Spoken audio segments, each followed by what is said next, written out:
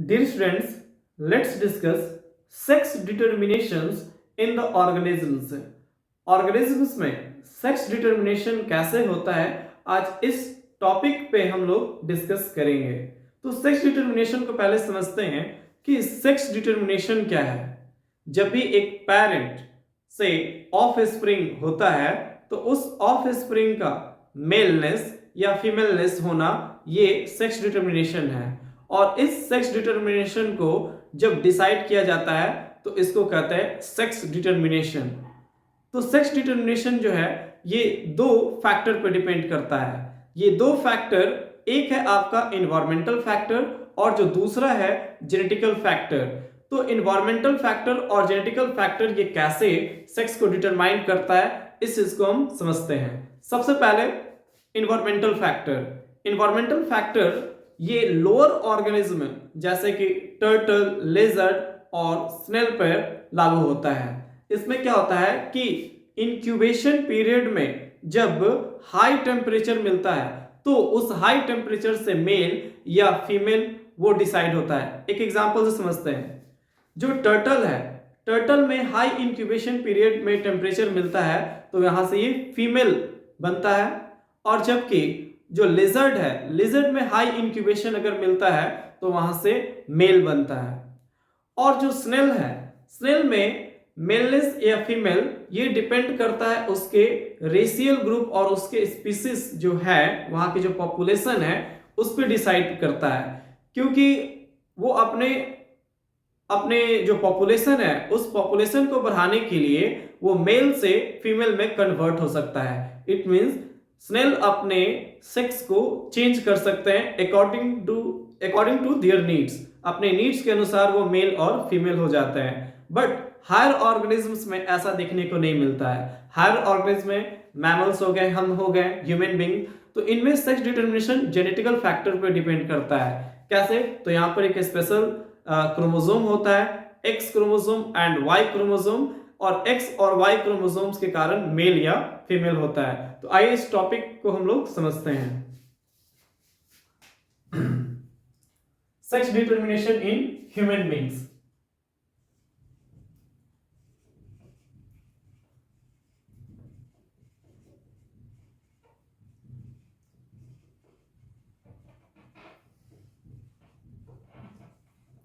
Human beings में sex determination के लिए सबसे पहले हम लोग समझते हैं इसके क्रोमोसोम्स। क्रोमोसोम्स जो है नॉर्मल बॉडी सेल्स में कितने होते हैं? 46 होते हैं। और ये 46 क्रोमोसोम्स को डिप्लॉयड कहते हैं।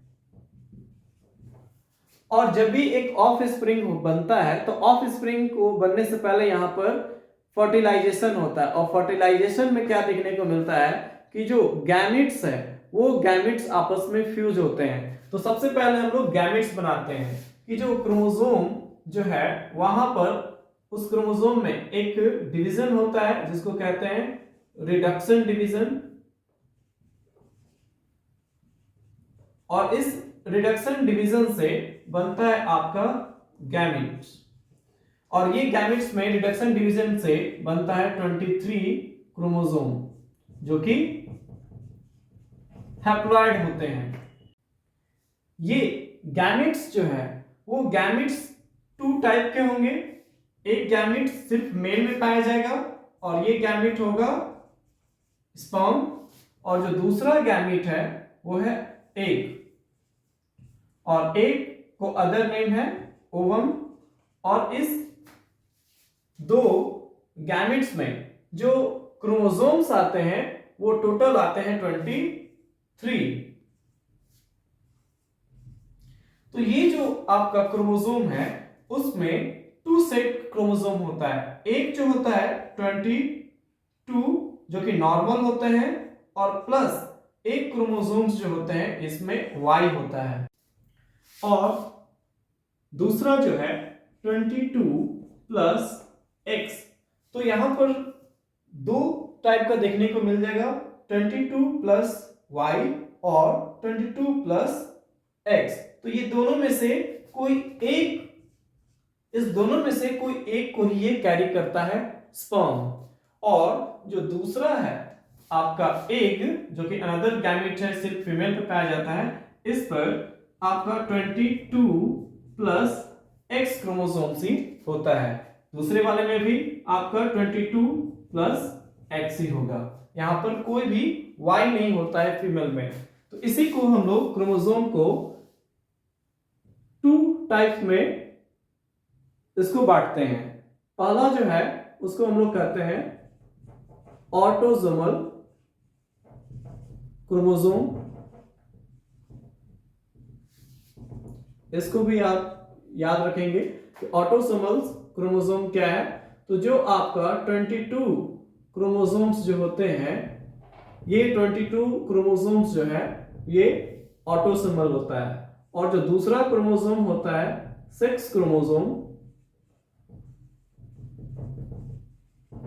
ये सेक्स क्रोमोसोम जो होता है वो 2 होता है, मींस कि एक्स एंड वाई, ये दो जो है वो सेक्स क्रोमोसोम होते हैं। तो अब यहां पर हम देखते हैं कि कोई ऑफ स्प्रिंग मेल या फीमेल कैसे होता है, उसका क्या परसेंटेज है, क्या चांसेस है। तो इस चीज को हम लोग एक पुनेट स्क्वायर से समझते हैं कि पुनेट स्क्वायर में ये मेल कितने होंगे और फीमेल कितने होंगे। तो हम लोग जानते हैं कि फीमेल में क्रोमोसोम एक्स और एक्स होगा, जबकि जो मेल है उस मेल में आपका क्रोमोसोम एक्स वाई दोनों हो सकता है। अब ये स्पर्म पे डिसाइड करता है कि वो कौन से सेक्स सेल को ला रहा है, ये एक्स को भी ला सकता है, वाई को भी ला सकता है। यहां देखिए स्पर्म 22 प्लस वाई को भी ला सकता है, अगर 22 प्लस वाई को लेकर आएगा तो ये मेल होगा, और जो दूसरा है 22 प्लस एक्स को ला रहा है तो फीमेल होगा। तो यहां पर हम देखते हैं X X X Y cross कराते हैं, तो यहां पर बन गया एक्स एक्स और यहां पर एक्स वाई, यहां पर एक्स एक्स और यहां पर एक्स वाई। तो सिंपली ये क्या हो गया, ये हो गया फीमेल, ये हो गया मेल, ये फिर हो गया फीमेल और ये हो गया मेल। तो यहां पर मेल और फीमेल होने का चांसेस कितना है, तो यहां पर 50% चांसेस है। सेक्स डिटर्मिनेशन में कोई चाइल्ड अगर यहां पर अगर कोई बर्थ अगर हो रहा है तो उस बर्थ में कितना परसेंटेज चांसेस रहेगा, 50% चांस रहेगा। यहां से डिसाइड नहीं हो सकता है कि वो बच्चे का सेक्स कौन सा होगा। एक क्वेश्चन है यहां पर कि जो सेक्स डिटर्मिनेशन में मेलनेस या फीमेलनेस ये किस पे डिपेंड करता है, क्या ये फीमेल पे डिपेंड करता है या मेल पर डिपेंड करता है।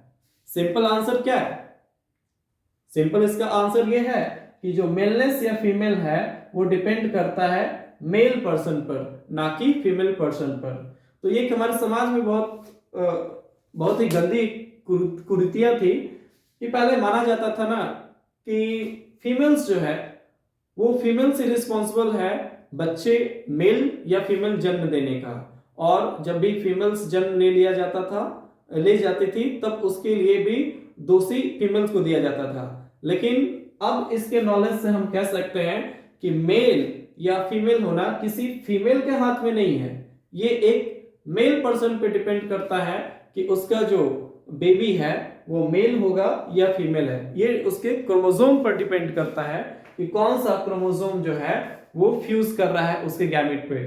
तो यहां पर हम लोग sex determination in human beings को हम लोग पढ़ लिए हैं, और आई थिंक यहां से सेक्स डिटर्मिनेशन क्लियर है कि कैसे ये होता है। क्रोमोसोम्स भी बता दिए, हैप्लॉइड डिप्लॉइड भी बता दिए। अगर फिर भी कुछ डाउट अगर हो तो आप क्वेश्चंस पूछ सकते हैं कमेंट में।